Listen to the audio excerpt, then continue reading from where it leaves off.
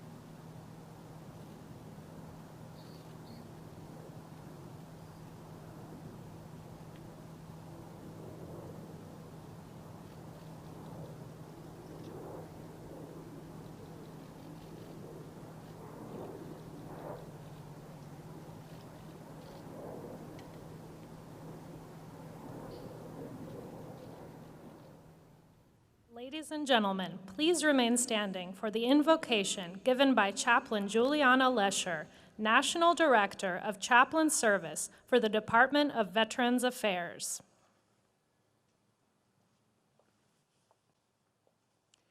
Let us pray. Almighty and loving God, we come before you this day to honor our nation's veterans, those men and women who have bravely given of themselves on behalf of all of us as a nation. Throughout our nation's history, you, God, created and designed each of our nation's veterans with unique gifts, abilities, talents, and values, which would guide and direct them to a unified calling and mission, the defense of our nation's freedoms. And we are ever so grateful for those men and women who sacrificially chose to leave the comforts of family, friends, home, and security to use their God-given gifts and abilities for the most noble mission of the preservation of our nation. Our nation's veterans have faced horrific challenges on land, sea, and air.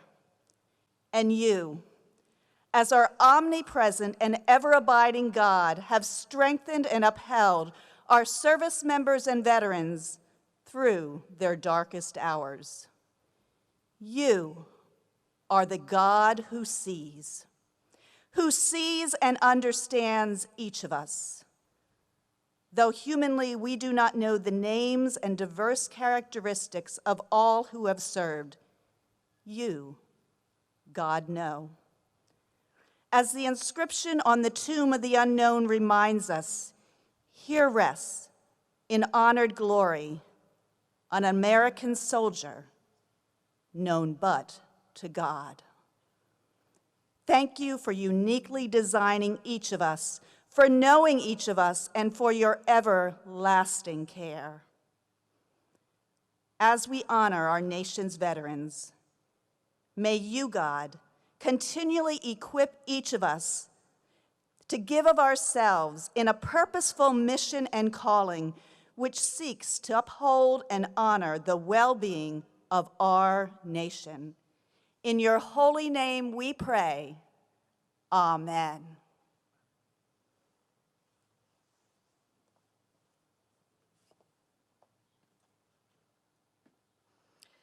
Now, I'd like to invite Mr. Alan Paley, National Commander, Jewish War Veterans of the United States of America, to lead us in our Pledge of Allegiance. I pledge allegiance to the flag of the United States of America and to the republic for which it stands, one nation, under God, indivisible, with liberty and justice for all. Please be seated. It is now my distinct privilege to introduce the members of the Veterans Day National Committee, located in box seats throughout the amphitheater. The committee was formed by presidential order in 1954 to plan this annual observance in honor of America's veterans and to support Veterans Day observances throughout the nation.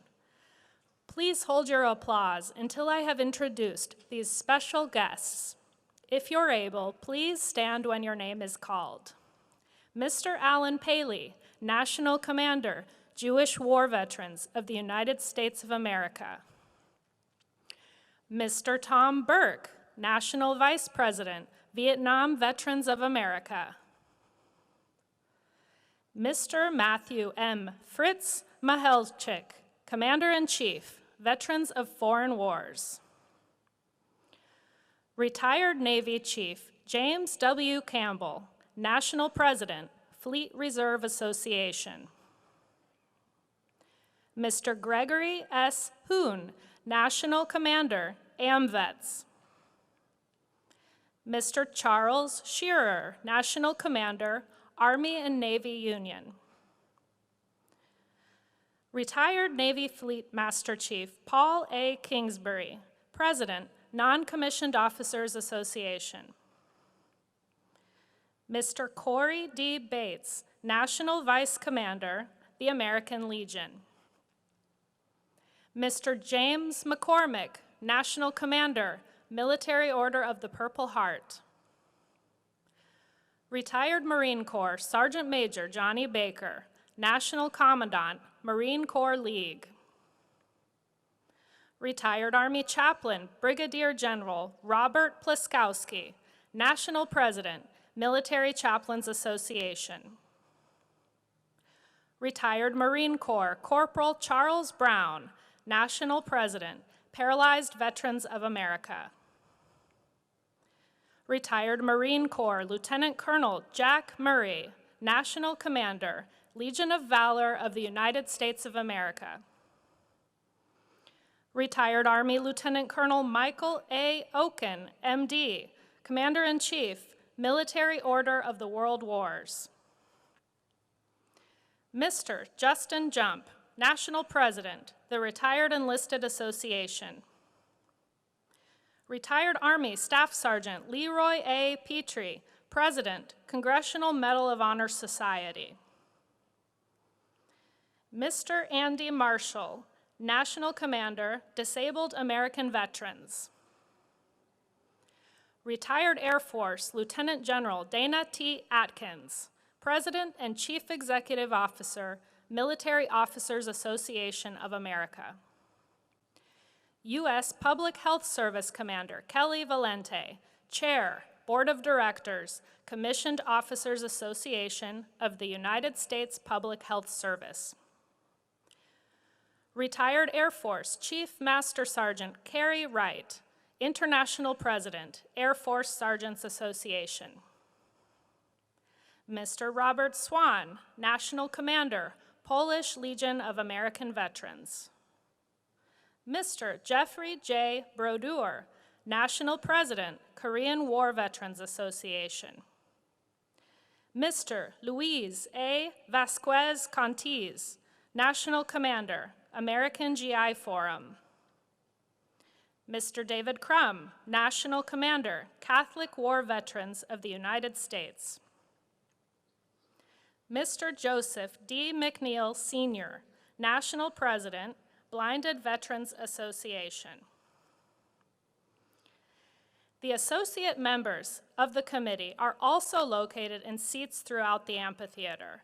I'd like to ask the presidents and national commanders that comprise our associate membership to stand and be recognized. And ladies and gentlemen, please join me in recognizing our veterans' national leadership with your applause.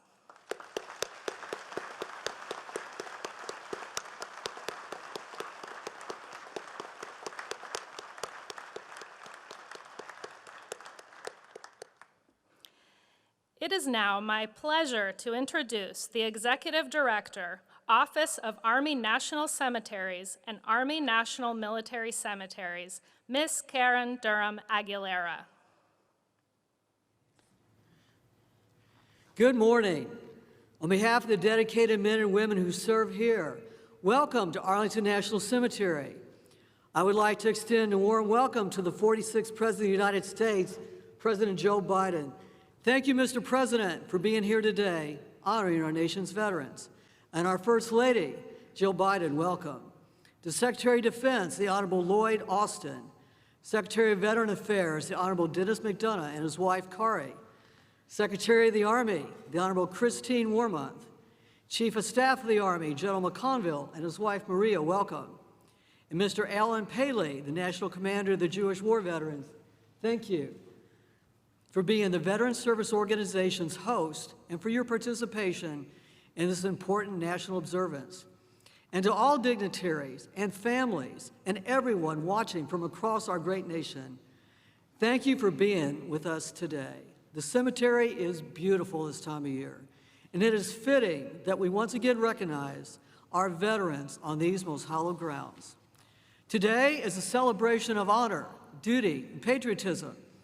Arlington National Cemetery is a solemn place surrounded by over 400,000 soldiers, sailors, Marines, airmen, and Coast Guard men, and their families who have proudly served our nation in peacetime and in war. While Memorial Day is dedicated to remembering those whom we have lost, today is a celebration of all of those who have worn the uniform, including and especially those who are still with us. I encourage each and every one of you to pause for a moment today and thank a veteran or military family member for their service and sacrifice. Today may be solemn, but it can also be joyous, as we remember loved ones, friends, comrades in arms who have served and may still be serving. I will also briefly talk about an historic event that concludes today with this observance.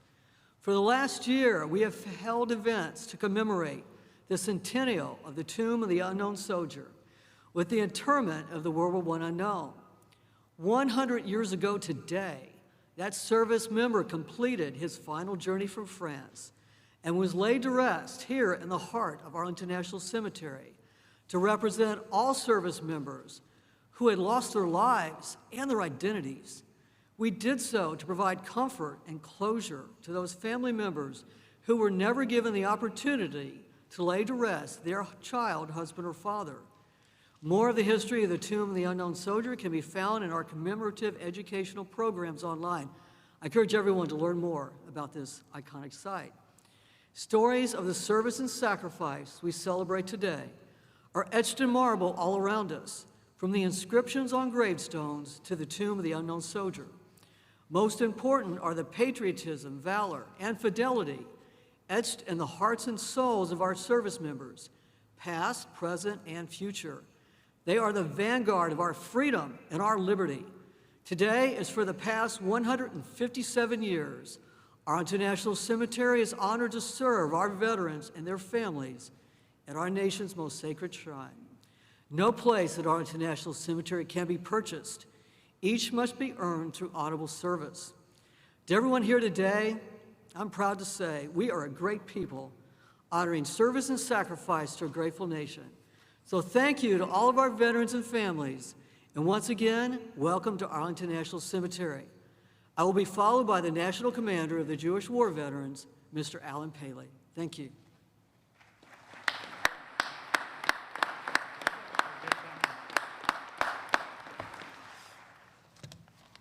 President Biden, Secretary McDonough, Director Aguilera, Major General Pepin, distinguished guests, my fellow veterans, ladies and gentlemen. On Veterans Day, at the 11th hour on the 11th day of the 11th month, we pause for a few brief moments to both honor and pay tribute to the men and women who served in the defense of our country and then returned home. We owe you our thanks, our respect, and our freedom.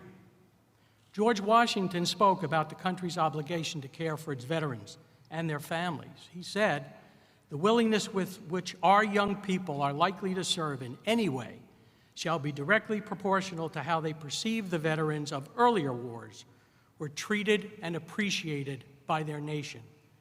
Let us remember, treated and appreciated. Engraved on a granite wall of the Korean War Memorial a short distance from here is a simple but powerful phrase: freedom is not free. The freedoms we enjoy today were made possible by the more than 19 million living veterans and countless others who served in the defense of our country. The symbols of America and freedom are interlocked, and they are present here today. The flags flying, the white grave markers, and all of us, the veterans and service members who protected our nation. It is you that we celebrate and honor today. Our work continues as citizens in supporting America's veterans and service members. JWV and VSOs must continue to fight for adequate funding for VA services and assure that issues facing veterans from all eras remain at the forefront. I call on each of you to take action and make your voice heard on issues we continue to face, including ending homelessness, increasing access to health care, delivering mental health care, reducing claims processing times, deploying integrated electronic health records, and addressing toxic exposure concerns in a comprehensive way. Seated throughout the amphitheater this morning are the leaders of many veteran service organizations. Every VSO was created with the purpose to advocate for the unique needs of the veteran community. VSOs understand and work tirelessly to maintain and improve the benefits we earned. There is strength in numbers, and veterans must continue to be strong advocates and have our voices heard. When the Jewish War Veterans celebrated its 100th anniversary, our national commander, Robert Zweiman, also addressed this gathering. His closing remarks that day are just as powerful today as they were in 1996. He said, and I quote, "Never should our government presume that by setting aside but one day, they have met their obligation to the survivors of yesterday's wars and today's or tomorrow's conflicts. We welcome your thoughts that this is not merely a singular day of honor, but indeed a public recognition of obligation to service. And we welcome your concerns that such obligation must be answered with compassion and with resolve," end quote. I stand before you as a veteran myself. As we honor, celebrate, and share thanks, we must remain vigilant and continue to ensure that the freedoms, benefits, and services we enjoy today remain with us for centuries to come. May God bless those who have earned the title of veteran, and may God bless the United States of America. Thank you.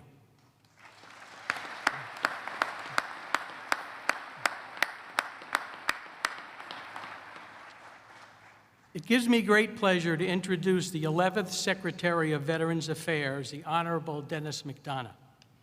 Before coming to VA, Secretary McDonough served as the 26th White House Chief of Staff, working across the cabinet to develop and execute critical U.S. priorities in national security and domestic policy. Before his tenure as Chief of Staff, he served as Principal Deputy National Security Advisor, Chief of Staff of the National Security Staff, Deputy National Security Advisor for Strategic Communications, and Chair of the National Security Council's Deputies Committee. In all of those roles, he helped lead the administration's work on behalf of veterans and military families. He believes deeply, as he testified to Congress, that there is no more sacred obligation nor noble undertaking than to uphold our promises to our veterans, whether they came home decades ago or days ago. Join me in welcoming the Secretary of Veterans Affairs, Dennis McDonough.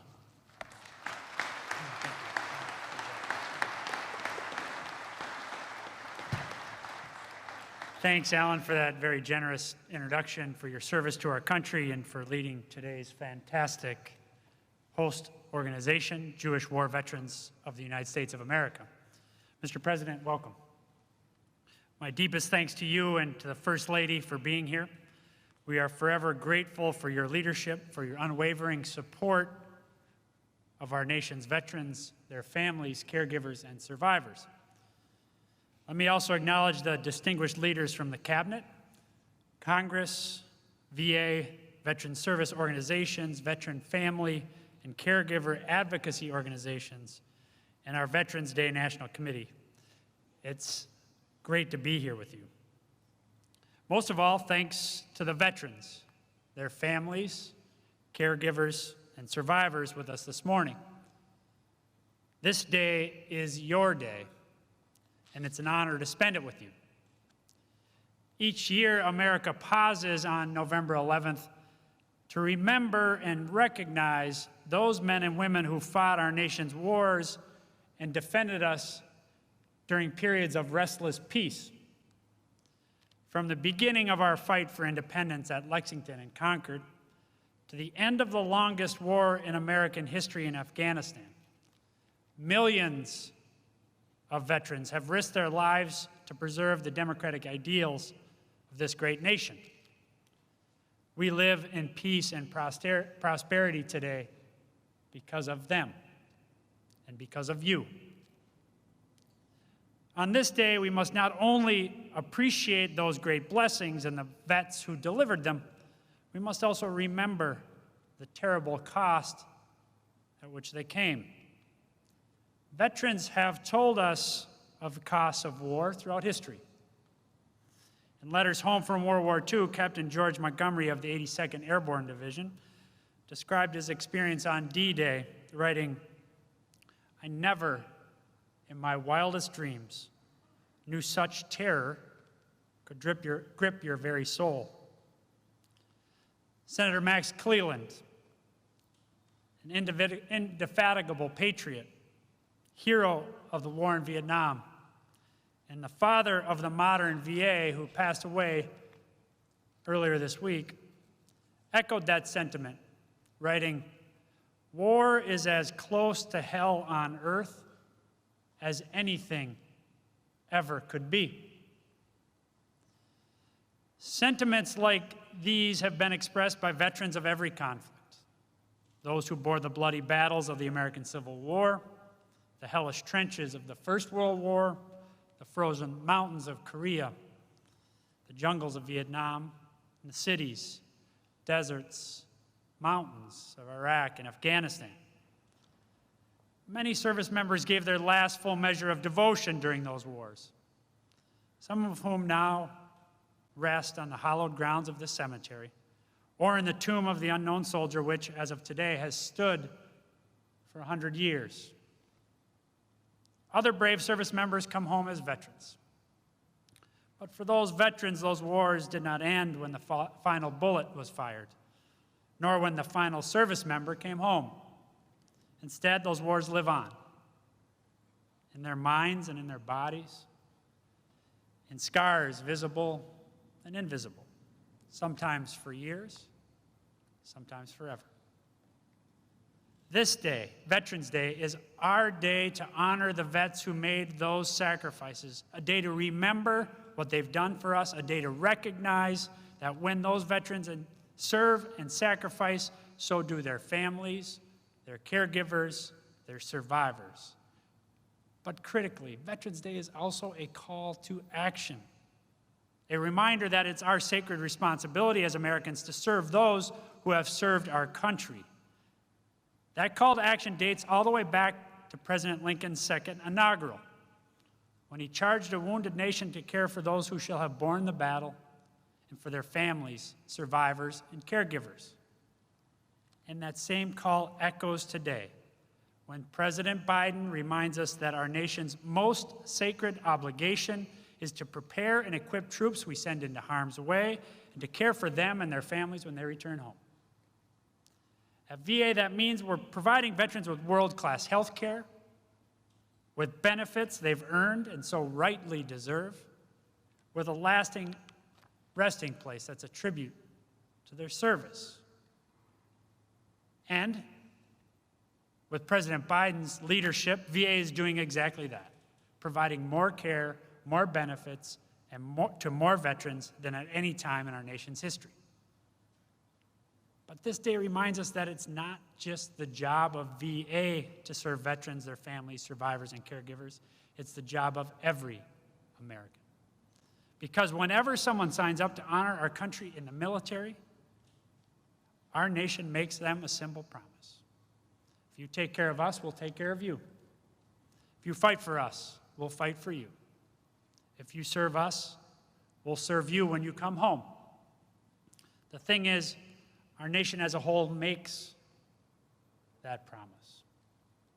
But it's on all of us, every single one of us, to keep that promise. There are many ways to do that. From reaching out to the veterans in your life, to lending a hand when a veteran needs help, to doing your small part to uphold the principles of democracy for which veterans have fought and bled to defend. Whatever the method, serve veterans and serve them well. Remember their sacrifices, recognize their service, and recommit and renew your pledge to them, because that is our most sacred responsibility as Americans on this Veterans Day and every day. I know of no one who keeps that promise better than President Biden. As a senator, as vice president, and now as president, and as the surviving father of an Iraq war veteran, President Biden has dedicated so much of his life to serving those who have served us. Veterans, their families, survivors, and caregivers could not ask for a stronger advocate. And so, without further ado, it is my great personal and professional honor to present to you our Commander-in-Chief, the President of the United States of America, Joe Biden.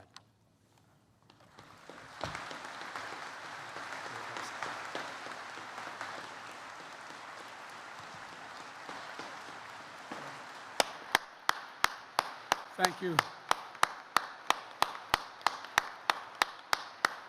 Thank you, thank you. Thank you, Mr. Secretary. Folks, being President of the United States, you are afforded many opportunities to try to express your love, commitment, and admiration for the American people. And I must say to you that the single greatest honor I have been afforded as president is to stand before so many of you, those Medal of Honor winners out there, and talk about Veterans Day and veterans. I want to welcome all the cabinet members and honored guests joining us today, including the father of our Secretary of State, who served in the Army Air Corps during World War II, Ambassador Donald Blinken, whose birthday is today. Happy birthday.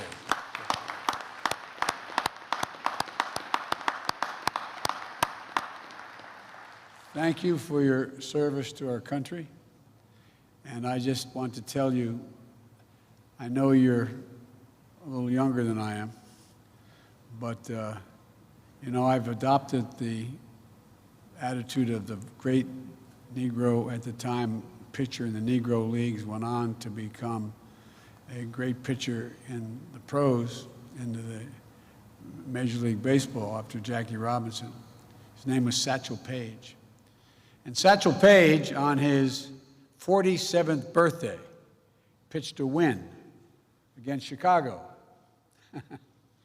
And all the press went in and said, Satch, it's amazing. 47 years old, no one's ever pitched a win at age 47. How do you feel about being 47? He said, boys, that's not how I look at it. I said, how do you look at it, Satch? I said, I look at it this way. How old would you be if you didn't know how old you were? I'm 50 years old, and the ambassador's 47. But all kidding aside, Mr. Ambassador, thank you for your service during World War II, as well as your service as an ambassador. And thank you for raising such a fine man, Tony Blinken, our Secretary of State. To all our veterans, past and present, we thank you, we honor you, and we remember always what you've done for us. I'd like to recognize one of our national heroes who is here today, Medal of Honor recipient, Mr. Brian Thacker. During the Vietnam War, then First Lieutenant Thacker put the safety of his fellow troops above his own, providing cover fire against an attacking enemy, and even calling in artillery fire on his own position so our forces had a better chance to withdraw. Wounded, unable to leave the area, he evaded capture for 8 days until finally federal friendly forces retook the position. Yours is a remarkable story. It'll never be forgotten. We'll also never forget the stories of American leaders and icons we've lost recently, who shaped our nation in ways that are hard to measure. I've lost, like many of you, 3 good friends in the last month. General Colin Powell, a child of immigrants who grew up to be the chairman of the Joint Chiefs of Staff, the Secretary of State, a man who was a friend but who earned the universal respect of Americans and people for his leadership in uniform and out. And a guy who became good friends, and many times I was in and out of Iraq as a vice president and a senator, General Ray Odierno, who I met multiple times in Iraq and who did so much to help get us where we are today, and who always put the troops and his veterans first. It was an honor to have my son, Major Biden, serve under his command at the time. And my friend and colleague, who was mentioned already, United States Senator Max Cleland, who as a triple amputee knew the cost of war as well as anyone could ever know it, and went on to champion the dignity and care of Americans' wounded veterans throughout his life. We lost all 3 of these incredible veterans in the last several weeks, and our hearts go out to their families. These are stories that inspire generation after generation of Americans to step forward to defend our nation. And today, we pay homage to the unrelenting bravery and dedication that distinguishes all those who have earned the title of American veteran. It's an honor that not only a small percentage of Americans can claim, and one that marks those who are able to claim it as brothers and sisters. It's a badge of courage that unites across all ages, regardless of background, because to be a veteran is to have endured and survived challenges most Americans will never know. You've come through the trials and testing, braved dangers and deprivations, faced down tragic realities of war and death. And you've done it for us. You've done it for America, to defend and serve American values, to protect our country and our Constitution against all enemies, and to lay a stronger, more secure foundation on which future generations can continue to build a more perfect union. Each of our veterans is a link in a proud chain of patriots that has stood in the defense of our country from Bunker Hill to Belleau Woods, Gettysburg to Iwo Jima, Chosin Reservoir to Konar Valley. Each understood the price of freedom, and each shouldered that burden on our behalf. Our veterans represent the best of America. You are the very spine of America, not just the backbone. You're the spine of this country. And all of us owe you. And so on Veterans Day, and every day we honor that great debt and recommit ourselves to keeping our sacred obligation as a nation to honor what you've done. We have many obligations to our children, to our elderly, to those truly in need. But I've gotten in trouble way back when I was a young senator for saying we only have one truly sacred obligation. We have many obligations, but one truly sacred obligation: to properly prepare those and equip those who we send into harm's way and care for them and their families while they're both deployed and when they return home. This is a lifetime sacred commitment. It never expires. And for me and for Jill and for the entire Biden family, it's personal. When Bo was deployed to Iraq, after spending 6 months in Kosovo as an assistant U.S. attorney trying to set up a criminal justice system, I got a call from him one day. He said, "Dad, what are you doing Friday?" And I said, "What do you need, hon?" What do you need? He said, "I'd like you to pin my bars on." I said, "What in the heck have you done?" He said, "Someone's got to finish these wars, Dad." True story.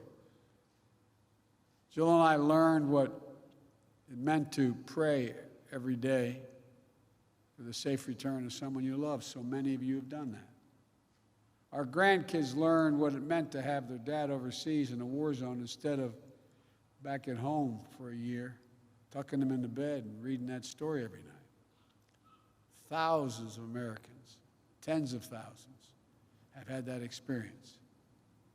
As the English poet John Milton wrote, "They also serve who only stand and wait."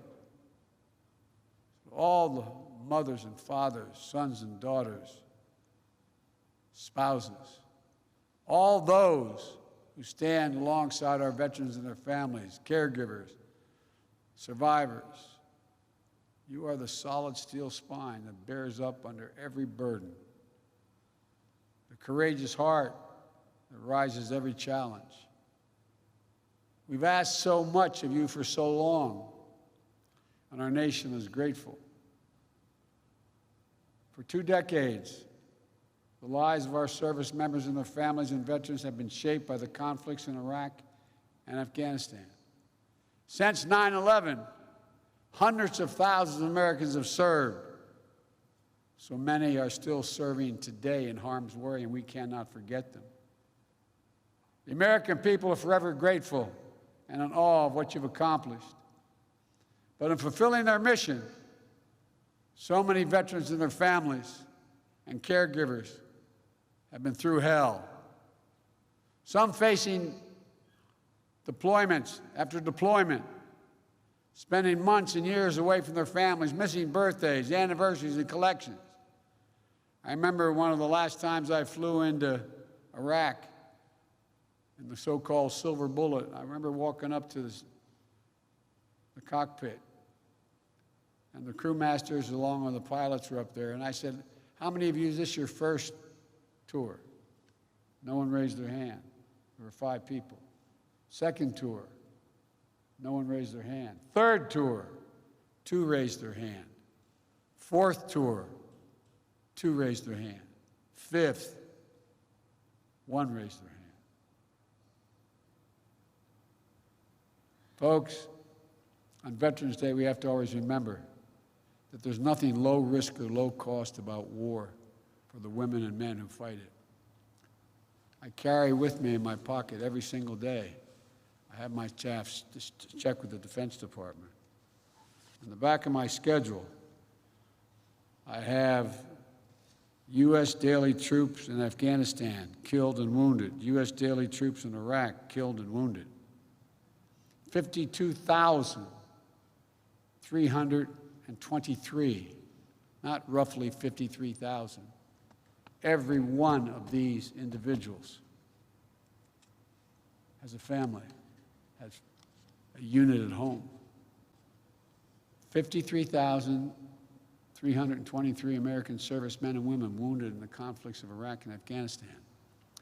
7,074 gave their lives, the last full measure of their devotion.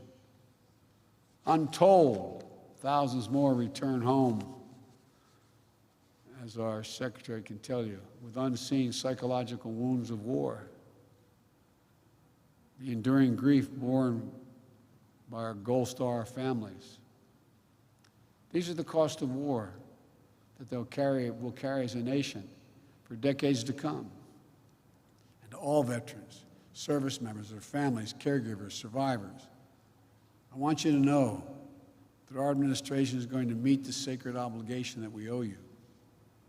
We're going to work with Congress, Republicans and Democrats together to make sure our veterans receive the world-class benefits that they've earned and meet the specific care, specific needs that they each individually need. That means expanding presumptive conditions for toxic exposure, particulate matter, including Agent Orange and burn pits.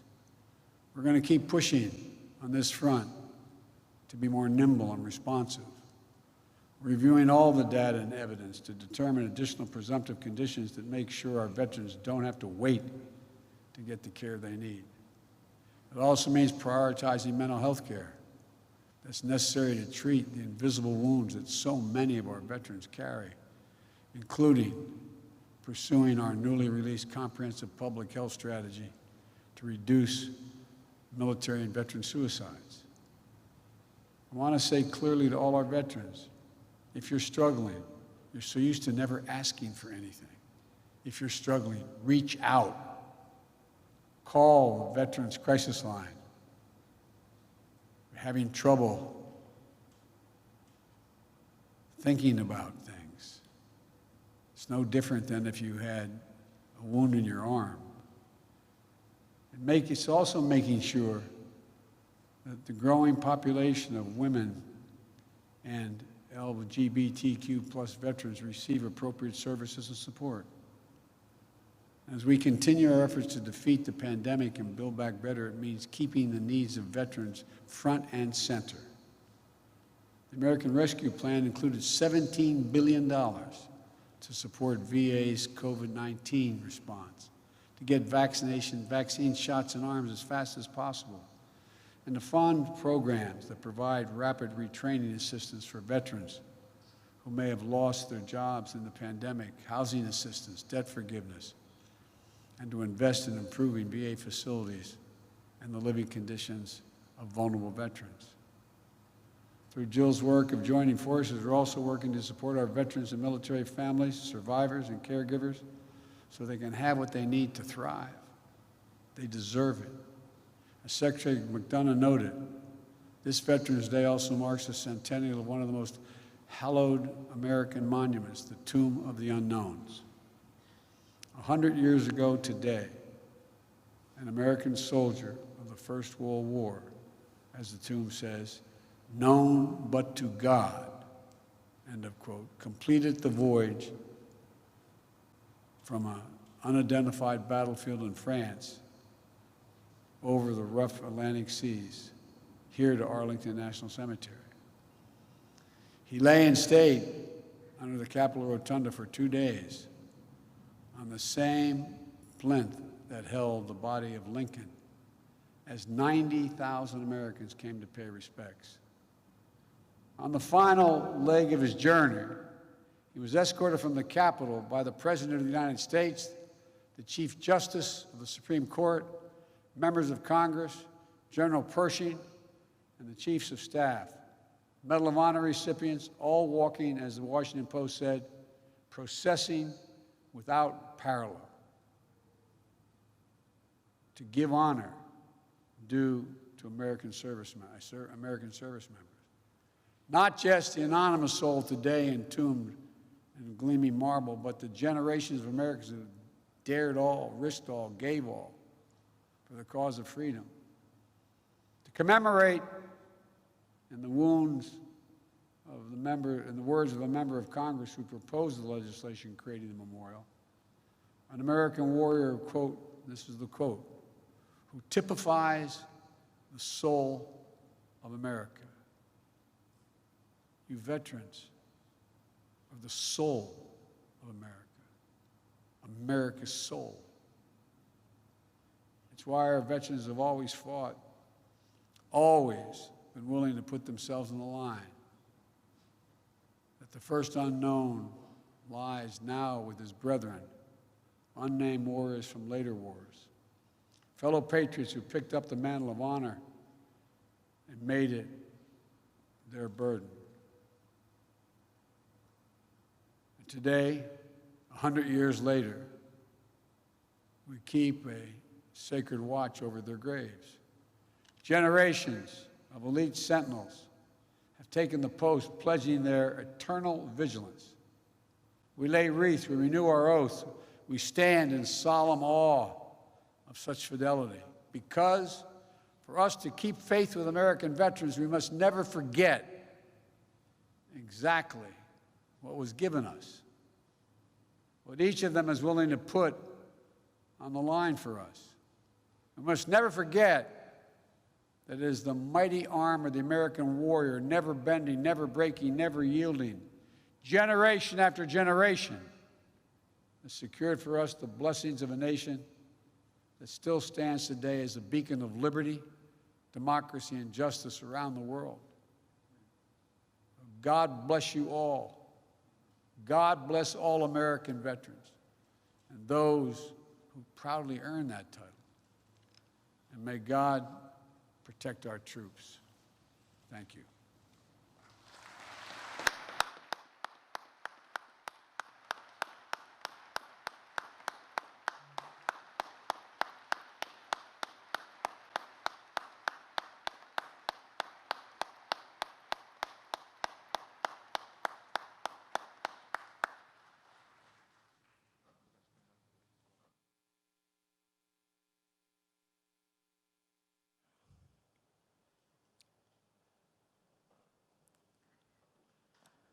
Ladies and gentlemen, and now the United States Coast Guard Band will play and the Armed Forces Chorus will sing, God Bless America.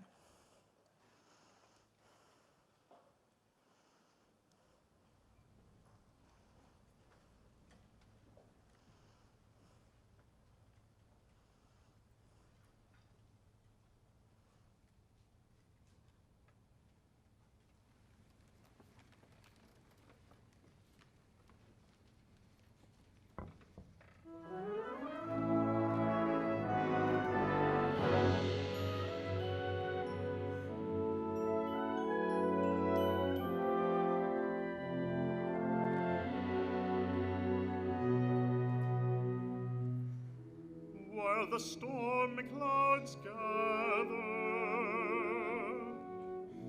far across the sea, let us swear allegiance to a land that's free. Let us all be grateful for a land so fair,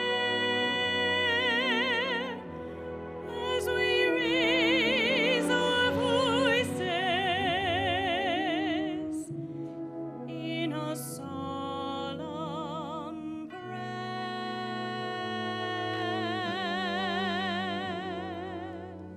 God bless America, land that I love. Stand beside her and guide her through the night with the light from above. From the mountains to the prairies, to the oceans white with foam, God bless America, my home, sweet home. God bless America, my home, sweet home. Ladies and gentlemen, please stand and join us in singing God Bless America. God bless America, land that I love. Stand beside her and guide her through the night with the light from above. From the mountains